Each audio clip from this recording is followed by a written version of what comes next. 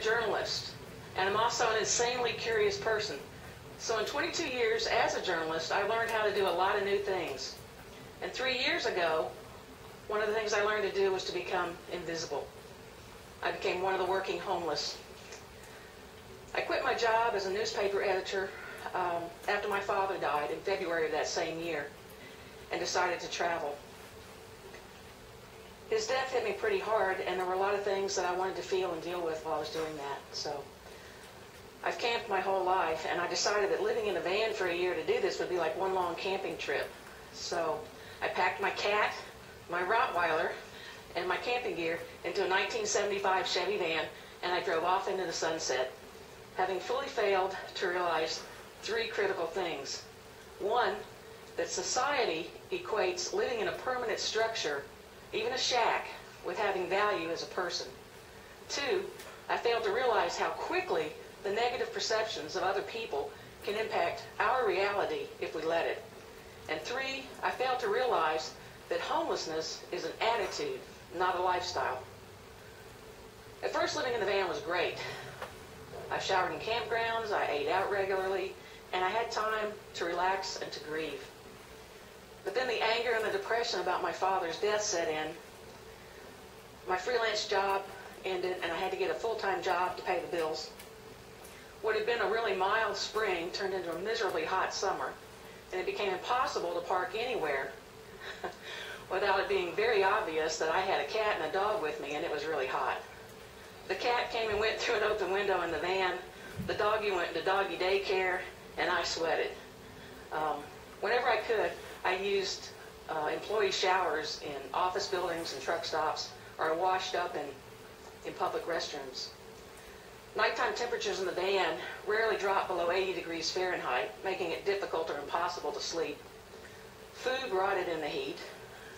Ice in my ice chest melted within hours, and it was pretty miserable.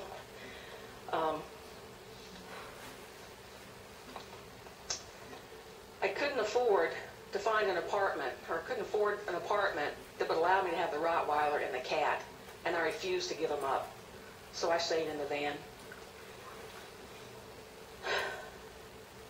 And when the heat made me too sick to walk the 50 feet to the public restroom outside my van at night, I used a bucket and a trash bag as a toilet.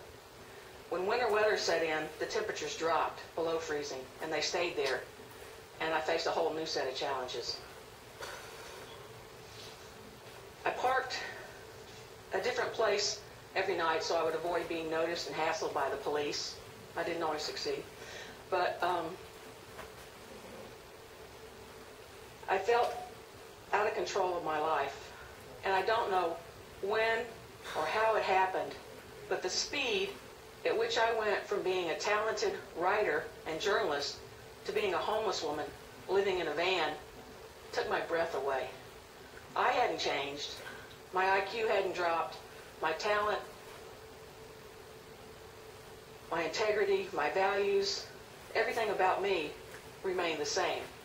But I had changed somehow. I spiraled deeper and deeper into a depression, and eventually someone referred me to a homeless health clinic. And I went. I hadn't bathed in 3 days. I was as smelly and as depressed as anyone in line.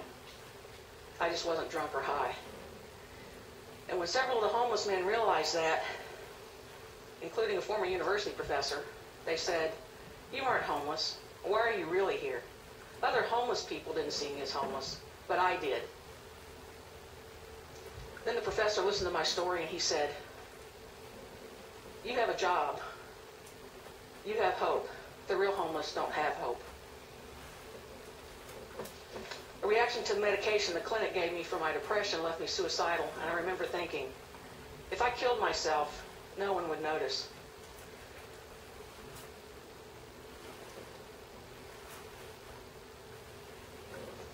A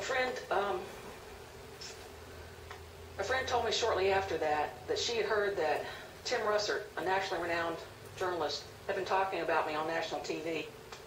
An essay I'd written about my father the year before he died was in Tim's new book, and he was doing the talk show circuit, and he was talking about my writing.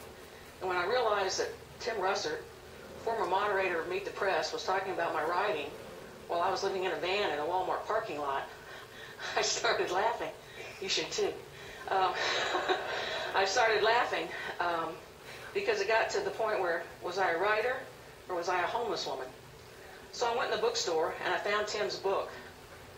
And I stood there and I reread my essay and I cried because I was a writer. I was a writer. Shortly after that, I moved back to Tennessee.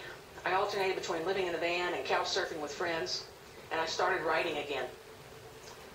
By the summer of the following year, I was a working journalist. I was winning awards. I was living in my own apartment. I was no longer homeless, and I was no longer invisible. Thousands of people work full and part-time jobs and live in their cars. But society continues to stigmatize and criminalize living in your vehicle or on the streets. So the homeless, the working homeless, primarily remain invisible. But if you ever meet one, engage them, encourage them, and offer them hope. The human spirit can overcome anything if it has hope. And I'm not here to be the poster girl for the homeless. I'm not here to encourage you to give money to the next panhandler you meet. But I am here to tell you that based on my experience, people are not where they live, where they sleep, or what their life situation is at any given time. 3 years ago, I was living in a van in a Walmart parking lot. And today, I'm speaking at TED. Hope always, always finds a way. Thank you.